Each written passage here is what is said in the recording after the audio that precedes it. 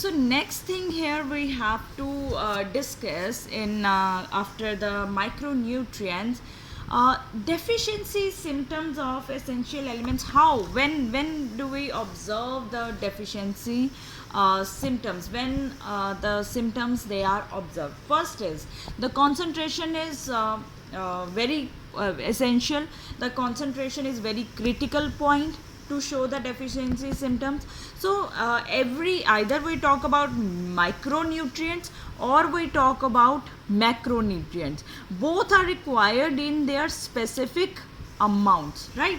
So that concentration of elements below which plants show deficiency symptoms, that is called critical concentration of nutrients or the elements. Basically that concentration, if the macronutrients they are required in the 10 gram or kg per mole, 10 millimole per kg of the dry weight of matter, and some are required less than 10. So that concentration of elements, if you are providing below that concentration, the plants that show deficiency symptoms, and that concentration of element is called critical concentration. मतलब एक fixed amount है element का कि इतना उनको plants को चाहिए, अगर उसके नीचे उसके बिलो आप प्रोवाइड करोगे, that will show the deficiency symptom, and then concentration will be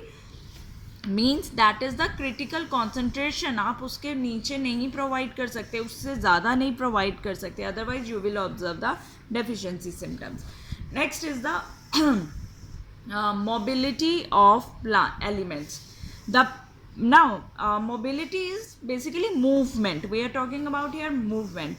The part of plants which show specifically deficiency symptoms that depend on the mobility of elements in plants. Means ये elements कैसे transfer हो रहे हैं, कहाँ से कहाँ deficiency symptoms को move कर रहे हैं अपने साथ.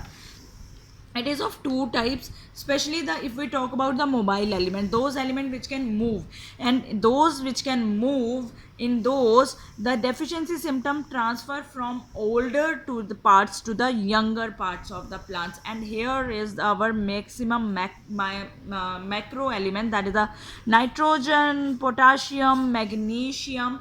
So these are the major elements which can show deficiency symptoms from older areas of the plants to the younger parts of the plants. Next is the immobile elements. In these cases, the deficiency symptom first appear in younger leaves only, and they are not further transported to the mature organs. It means they are immobile. Wherever the symptoms are present, they stay there only. That is not moving from one place to other. If deficiency symptom is appearing in the younger leaves, like we studied in copper, necrosis is observed at the younger leaves. So these symptoms will remain only in the younger leaves. They will not be shown in the mature organs. And one of the major example is calcium. Calcium is a structural component of cell, and it is not easily released as well as transported. That is why we categorized into two parts, that is the mobile elements and immobile elements, means which show the deficiency symptom from one part to another part, and those which are only staying at the position wherever they are less in amount, right? Next is the toxicity. Although I discussed about this toxicity many times in this chapter, now toxicity of micronutrients. Now I quickly go through this, that micronutrients they are required in large or low amount. They are required in low amount. I think before I answer, your answer should be ready. They second thing is slightly moderate decrease of micronutrients, means because already they are in low amounts. If again slight decrease of micronutrients, it can show deficiency symptom. It's still okay that it will show deficiency symptom. But the worst thing is that if this amount increases, if the micronutrients concentration increases in a plant, it can cause toxicity. It is toxic to the plants. I think you understand this, that micronutrients, they are required in very low. Decrease below that quantity will show our deficiency symptom. But the very bad effect is that if you have increased the concentration, then it will show the toxicity, or it can cause the toxic things to the plants. It cause the toxicity. Now, an element or mineral ion concentration in tissue, basically when we can say that this element is toxic.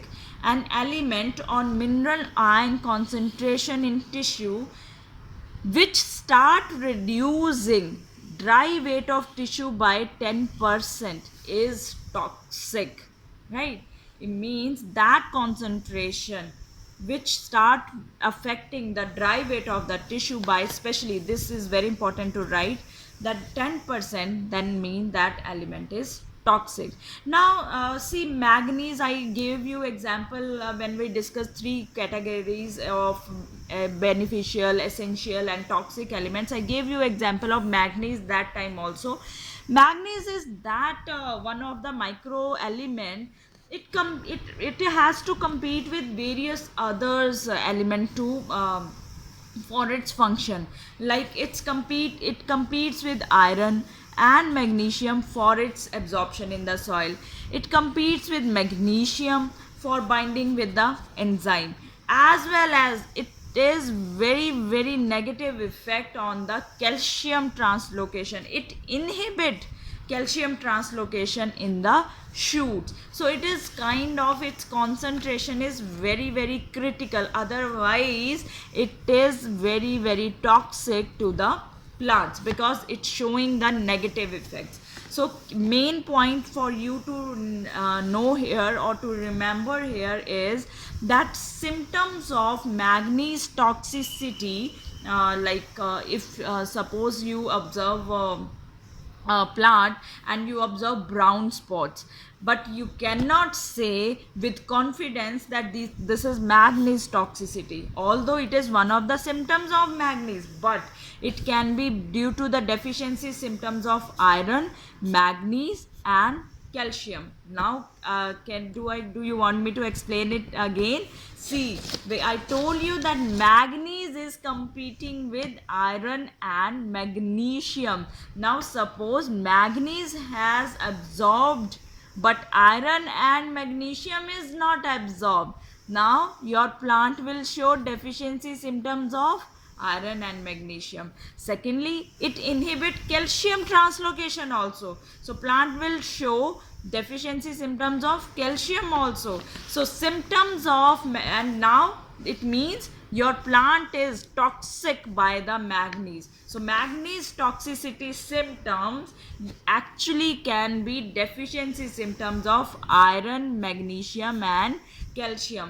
कहने का मतलब ये है कि जब toxic, अगर manganese की toxicity है, बिकॉज मैग्नीज अपनी कॉन्सेंट्रेशन से ज़्यादा एब्जॉर्ब हो गया, तो बिकॉज ये इतनी सारी चीज़ों के साथ compete करता है, आयरन के साथ, मैग्नीशियम के साथ, कैल्शियम को इनहिबिट कर रहा है, तो वो जो डेफिशिएंसी सिम्टम्स होंगे वो आप नहीं बोल सकते कि वो सिर्फ मैग्नीज की इंक्रीज्ड अमाउंट होने की वजह से हुए प्लांट्स में. They can be deficiency symptoms of your iron, magnesium as well as the calcium, right? Next one is, the last one is the mechanism. This I'm going to quickly go revise this because we discussed apoplast and symplast in transportation very detailed. So mechanism of absorption of elements. Now just we have divided into two phases, that is the first phase and second phase. Both phases are very familiar to you. Because water and minerals, they are absorbed together, right? So rapid movement, very fast movement of ions to free space of cell or outer space. So which kind of pathway this is? You have to tell me this answer in the comment box if you are watching this video after the transportation in plants, or if you are clear with the answer. It is very easy, I'm not going to say it. So here you can see that I have made 3 plants, adjacent plants, neighboring cells, basically not the plants, adjacent cells. Mineral is getting transported through the free space. This is the free space. It is not entering into the cytoplasm. It is only entering into the free space and reaching to the xylem. So this is very rapid movement. Next one is the slow movement of ions into the inner space, of cell. That is slow movement. This kind of movement is slow, and ions, they move into the inner space of the cell. Inner space, you know that it will make the solution with the cytoplasm. So as you can see, mineral is transported in the cell to reach the xylem. Again, you have to tell me your answer in your comment box. It is very important for me to take your feedback, that how much you are able to understand from my video. So first phase, that was which pathway you are going to tell me. So in which there is a rapid movement of ions, and in second phase there is the slow movement of ions, and it is entering into the free space, and it is entering into the cell. It is a passive process, means no energy is required, and it is very rapid. Here energy is required, we spending energy here, so this is known as active process. And passive process, we know that it occurs through ion channels or special proteins which are known as membrane proteins or transmembrane proteins. And the slow process, it is active process, it require expenditure of ATP, that is energy. This is about the absorption, how absorption takes place. It can be takes place in these 2 phases. Now there is sometime important term which is asked in the exam also, in the multiple choice question also, flux. Flux is nothing, it is the movement of ions.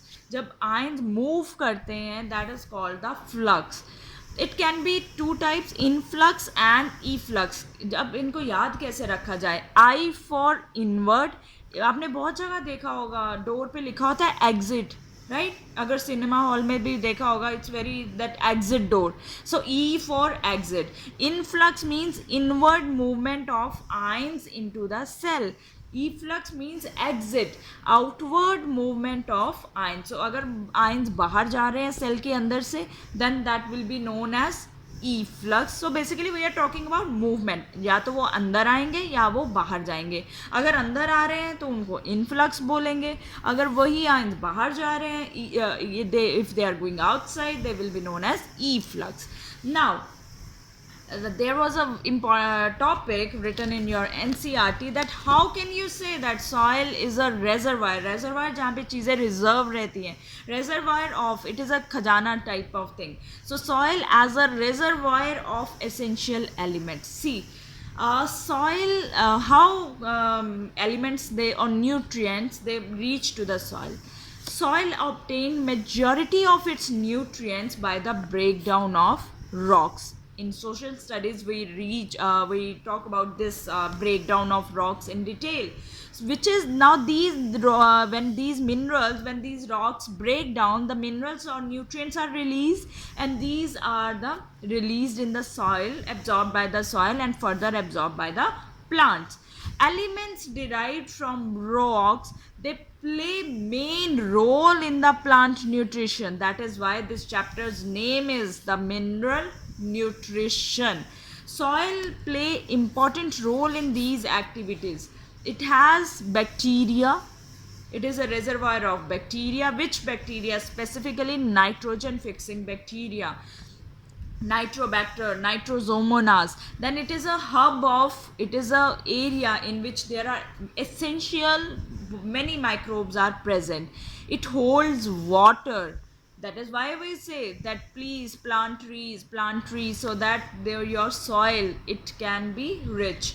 Then it supply air to roots, and the most important is it act as a matrix base to stabilize the plant. Your plant grow very beautifully in a perfect soil. If soil will be rich with the nutrients, if soil will be your very proper rich in the nutrients, then it is help to the stabilizing in the plant. So this is all about our today's lecture. I hope you understand whatever I taught today. So till I meet you in my next videos from this chapter, again we will discuss some important interesting points. See you then. Have a good day.